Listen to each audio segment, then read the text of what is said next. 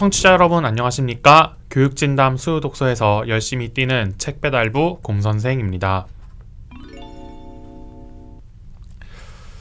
네, 청취자 여러분 한 주 동안 잘 지내셨는지 궁금합니다 라고 이야기하기가 좀 무색한 주가 되었습니다. 지난 토요일부터 정부에서 발표를 했죠. 일상 멈춤을 잠시 또 다시 시작하게 되었고, 내년 1월 2일까지 연말을 지금 이 상태로 보내게 되었습니다.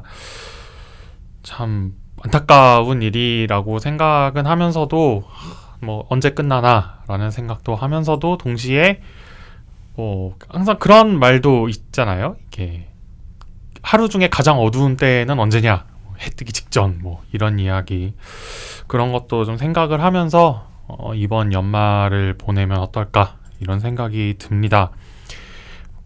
신문 같은 걸 보시면 여러 가지 좀 비관적인 전망들이 많이 나오고 있는 건 사실입니다. 저도 이렇게 꼬박꼬박 챙겨보고 있고, 또 학생들에게 이런 시국과 관련해서 이야기할 소재들이 되게 많으니까요. 네, 그럼에도 불구하고 항상 이제 비관의 한가운데에서 낙관하는 자가 진정한 낙관을 하는 그런 사람이니까, 한번 청취자 여러분도 저도 한번 잘 견뎌보는 시간을 가져보면 어떨까 이런 생각이 듭니다.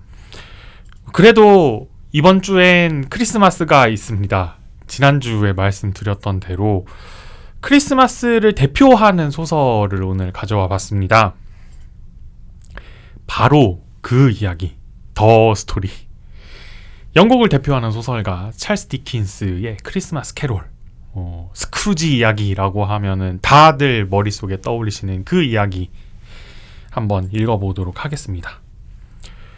청취자 여러분의 기억 속으로 책을 배달해드리는 2분 퀵서비스로 넘어가 보겠습니다. 너무나도 유명한 얘기라서 이걸 퀵서비스를 해드리는 게 의미가 있나 싶긴 하지만, 그래도 한번 좀 찬찬히 훑어보도록 하죠. 에브니저 스크루지라는 사람이 있습니다. 시장에서 상점을 운영하고 있고요. 마음씨가 대단히 곱지 않고요. 야박하기로 동네에 소문이 자자합니다. 스크루지도 그 점을 알고 있습니다. 근데 이제 신경을 안 써요. 그냥 나 욕하는 사람들이 세상을 살 줄 몰라서 그래, 이런 식으로 취급을 하곤 합니다. 또 어김없이 성탄절이 다가왔습니다. 성탄절을 앞두고 파티를 하자고 조카가 찾아왔는데, 아유 절로 가, 무슨 파티 같은 소리라고 있어, 이러면서 쫓아보내요. 그리고 파티를 하는 사람들을 보면서 야, 진짜 세상 쓸데없는 짓 하고 앉았다 이런 생각을 하죠. 자, 그러면서 잠이 듭니다. 네, 침대에서 이렇게 잠이 들었다가 잠깐 잠들고 눈을 딱 떴는데 눈앞에 말리가 와 있습니다. 말리는 누구냐면 자기랑 지금 운영하는 가게를 같이 동업했던 동업자인데 몇 년 전에 죽었거든요. 근데 말리가 눈앞에 나타나 있는 겁니다. 죽은 말리가 그냥 온 게 아니고 몸에 온갖 막 쇠사슬을 칭칭 감고서 온 거예요. 그래서 야, 너 왜 그래? 이렇게 물어봤더니, 야, 구두쇠처럼 살면 나처럼 이렇게 쇠사슬 찬다. 근데 내가 보니까 너는 지금 당장 죽어도 나보다 쇠사슬 더 많이 차게 생겼다. 야, 너 진짜 큰일 났다. 이런 얘기를 하는 겁니다. 그래서 나 쇠사슬 차는 거 너무 힘들어. 야, 너는 그렇게 되지 말아야지. 너 지금부터 조금 자고 일어나면은 영혼이 3개가 찾아올 건데 이제 그 사람들 말 잘 들어봐, 이러면서 슥 하고 사라져요. 스크루지는 이게 무슨 일인가 싶어가지고 어리둥절하고 있는데, 첫 번째 영혼, 두 번째 영혼, 세 번째 영혼이 차례대로 나타납니다. 그래서 이 세 영혼은 각각 스크루지의 과거, 또 스크루지와 함께 살아가는 사람들의 현재, 그리고 스크루지가 다 죽은 다음에 미래, 이 3가지 모습을 보여줍니다. 구두쇠도 아니었고 착하고 행복하게 살면서 누군가를 사랑하기도 했던 젊은 시절의 스크루지를 첫 번째 영혼이 보여주고요. 빈부와 지위를 가리지 않고 각자의 방식으로 크리스마스를 기념하면서 따뜻한 한때를 보내는 이 스크루지 주변 사람들의 모습을 두 번째 영혼이 보여주고요. 스크루지가 죽은 뒤에 야, 구두쇠 영감 가게 터니까 너무 신나지 않냐? 이러면서 스크루지의 가게를 도둑질하는 좀도둑들이 나오는 미래를 이미지를 세 번째 영혼이 보여줍니다. 에브니저 스크루지는 이들을 보면서 구두쇠 같은 태도를 버리고 베푸는 삶을 살기로 다짐하면서 펑펑 웁니다. 너무 무서웠던 거죠. 그리고 깨어나 보니까 성탄절 아침이었던 겁니다. 여러분들이 모두 아시는 바로 그 이야기, 우리가 아는 그 크리스마스라고 하는 것을 대표하는 작품, 찰스 디킨스의 크리스마스 캐롤입니다. 네, 이 작품 뭐 설명이 필요 없죠. 네, 청취자 여러분, 이 이야기 뭐 모르시는 분이 없을 거라고 생각합니다. 저도 뭐 어렸을 때 세계 명작 이런 걸로 다 읽어봤는데, 이걸 찰스 디킨스가 직접 쓴 그 스토리로 읽어보았을 때 뭐 안 보이던 디테일들이 좀 보이기도 하고, 또 제가 앞에 늘어놓은 요 책, 이 펭귄 클래식 버전으로 읽으면, 제가 지난번에 아마 공산당 선언 때도 한번 말씀을 드렸던 것 같아요. 이 작품의 어떤 뭐 배경, 동시대 상황, 이게 후대에 어떤 영향을 미쳤나, 이런 것들을 굉장히 잘 풀어놓은 해설도 함께 붙어 있거든요. 네, 그걸 같이 읽어보시는 게 남들 다 아는 크리스마스 캐롤이 아니라, 남들도 봤지만 남들이 알지 못하는, 혹은 남들이 짚어내지 못하는 부분을 캐치하는 어떤 독후 활동으로서 이 책을 한번 읽어보시는 게 적당하지 않을까라는 생각이 듭니다. 그런 의미에서 이제 오늘의 이종 보통 키워드 시간에는 크리스마스의 세속화라는 키워드를 한번 짚어볼까 합니다. 청취자 여러분께서는 이 크리스마스 하면 어떤 이미지가 떠오르시나요? 뭐 트리, 산타클로스, 뭐 기타 등등, 뭐 딸랑딸랑 구세군, 뭐 이런 것들이 이제 떠오르시죠. 네, 뭐 다들 아시다시피 크리스마스라고 하는 거는 성탄절입니다. 예수 그리스도께서 태어나신 날이죠. 네, 사실 우리가 크리스마스라는 단어를 들었을 때 성탄절이요, 뭐 말구유에 계신 그리스도요, 뭐 동방박사 세 사람이요, 이렇게 이야기하는 사람은 이제 거의 없습니다. 이제 기독교인을 빼놓으면 그렇게 대답하지 않을 거라는 생각이 들어요. 이제 많은 문화 연구자들 혹은 이 문학 비평을 하는 사람들이 크리스마스의 이미지가 그런 뭐 예수께서 태어나시고 동방박사가 뭐 향유로 머리를 씻겨주고 요런 것의 이미지에서 뭐 크리스마스 트리, 산타클로스, 혹은 뭐 자선하는 날, 기부하는 날, 혹은 가족들끼리 한꺼번에 모여서 뭐 맛있는 저녁을 먹는 날, 요런 이미지로 바뀐 데에 가장 큰 공헌을 한 사람이 누구냐? 바로 찰스 디킨스다, 이렇게 짚고 있습니다. 이유는 크게 두 가지입니다. 이제 앞에서도 말씀드린 내용을 다시 반복하게 될 텐데요. 첫 번째는 크리스마스는 분명히 종교적인 의미를 띠고 있는 날입니다. 앞에서도 말씀드린 것처럼 성탄절이죠.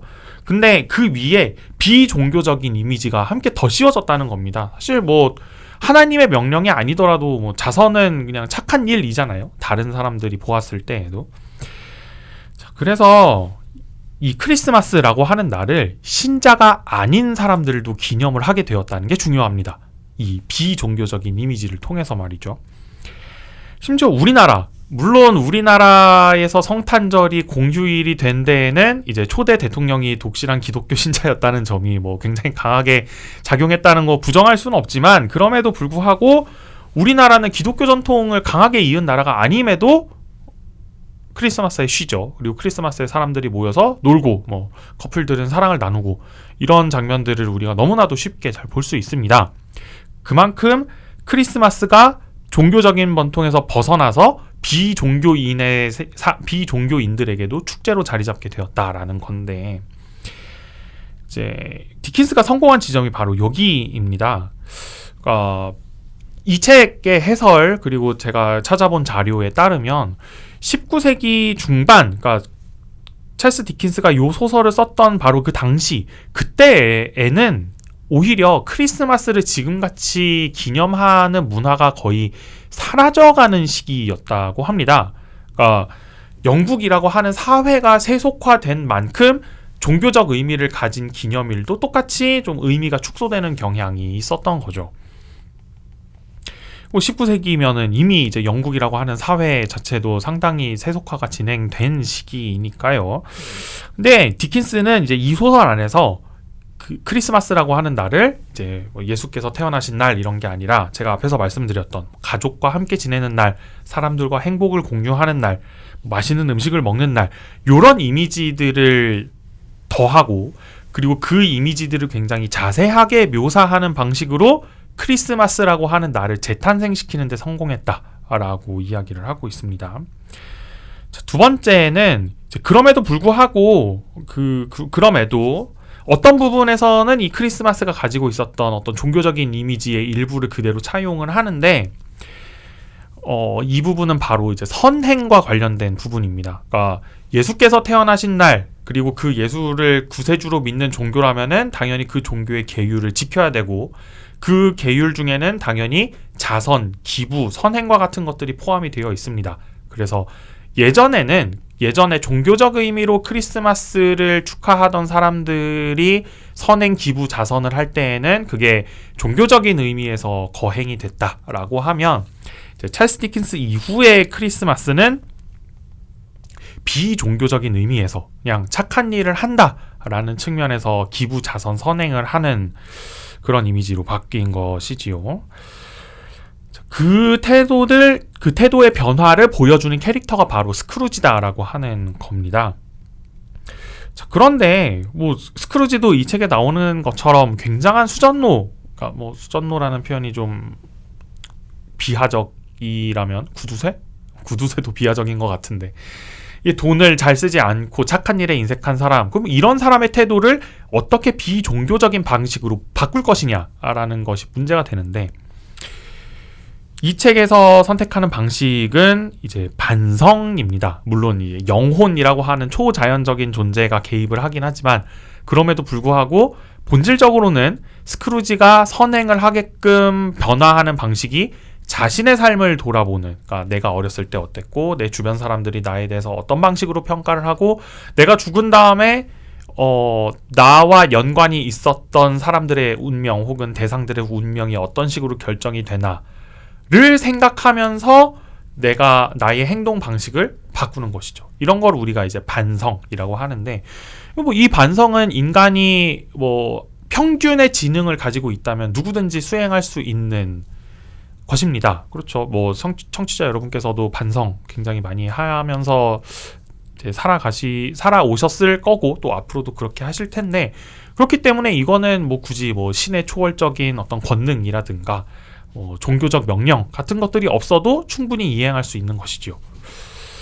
그런 장치들을 이용해서 비종교적이지만 동시에 종교가 요구하는 선행을 하게끔 만드는 이런 캐릭터를 찰스 디킨스가 이 크리스마스 캐럴이라고 하는 소설을 통해서 창조해냈다라고 하는 게 이제 찰스 디킨스와 그 시대의 어떤 문학을 연구하는 사람들이 주장하는 바를 요약한 것이라고 볼 수 있겠습니다. 네, 이렇게 오늘 그 크리스마스 캐럴의 중요한 점 한번 짚어보았고, 이 책을 재미있게 읽으셨다면 더 재미있게 읽을 콘텐츠를 추천해드리는 이제 아이랑 투게더 시간으로 넘어가 보겠습니다. 제가 이 크리스마스 캐롤과 함께 추천드리는 콘텐츠는 디킨스가 크리스마스를 다룬 에세이와 소설들입니다. 제가 앞에서 보여드리는 이 책 안에도 크리스마스 캐럴이라는 작품 이외에 디킨스가 쓴 크리스마스 관련 작품들을 한 7, 8편 정도로 모아놨거든요. 그 중에는 뭐 좀 긴 것도 있고 짧은 것도 있고, 물론 가장 길고 가장 대표적인 작품은 당연히 스크루지가 등장하는 이 크리스마스 캐럴인데, 이 디킨스가 작가 생활을 하는 시기에 거의 매해에 걸쳐서 크리스마스쯤이 되면은 크리스마스에 관한 글을 발표했다고 합니다. 그래서 요새 크리스마스 풍경은 어떻고, 크리스마스에 사람들이 이런 걸 했으면 좋겠고, 뭐 그런 걸 이제 에세이 형식으로 쓰기도 하고, 뭐 비평의 형식으로 쓰기도 하고, 또는 캐롤을 포함해서 소설의 형식으로 쓰기도 하고, 이걸 거의 매년 발표했다고 해요. 그래서 이 찰스 디킨스의 작품, 이 크리스마스 관련 작품을 한번 이렇게 싹 모아서 읽어보면 제가 앞에서 말씀드렸던 그 크리스마스의 세속화 과정이라고 하는 걸 좀 자세히 살펴보실 수 있을 거다라는 생각이 듭니다. 그런 의미에서 디킨스의 크리스마스 관련 에세이들, 소설들, 이걸 크리스마스 캐럴이라고 하는 작품과 같이 읽어보시면 좋을 것 같다는 생각이 듭니다. 네, 이렇게 오늘 찰스 디킨스의 크리스마스 캐롤이라고 하는 책을 소개해 보았습니다. 다음 주면 정말 진정한 연말, 올해 2021년의 마지막 주입니다. 아마 학생 청취자 여러분은 방학을 시작하셨을 거고요. 그래서 이 독서 방송에서 해를 마무리하면서 또 동시에 학생 청취자 여러분이 방학을 알차게 보내게끔 읽어볼 만한 책, 이런 걸 뭐가 있을까? 어떤 콘텐츠를 준비하면 좋을까? 이런 점들을 좀 생각을 해봤습니다. 이제 그러다가 이런 생각이 들었어요. 이제 청취자 여러분, 독서인이시라면 연말이 되면은 항상 뭐 대형 매체들, 혹은 온라인 서점들, 대형 서점들 이런 데서 올해의 책 선정한다는 거 아마 다들 아실 겁니다. 이제 이 목록을 살펴보면 올해 사람들이 주목한 주제는 뭔지, 또 나는 알지 못하고 지나갔지만 이제 반드시 짚고 넘어가야 되는 문제는 뭐였는지, 이런 걸 책을 통해서 바라볼 수 있는 것이죠. 또 이렇게 이제 각 매체 혹은 온라인 서점들에서 선정한 책들을 뭐 다 읽어보면 좋겠지만 또 그럴 시간은 또 없고, 그래서 우리 코너에서 이제 다음 주부터 4주 동안, 그러니까 12월 마지막 주부터 1월 셋째 주까지 4번에 걸쳐서 제가 한 권씩을 선정해 보려고, 그러니까 한 주에 한 권씩 총 4권을 선정을 해보려고 합니다. 이제 그런 의미에서 2021년 올해의 책 특집을 이제 4주 동안 마련을 해 보려고 하고요. 그 특집의 첫 번째 책이자 올해 2021년 교육진담 수요독서 코너의 마지막 책은 김소영의 어린이라는 세계라는 책입니다. 이거는 2021년 인터넷 서점 알라딘 회원들이 투표로 선정한 올해의 책이거든요.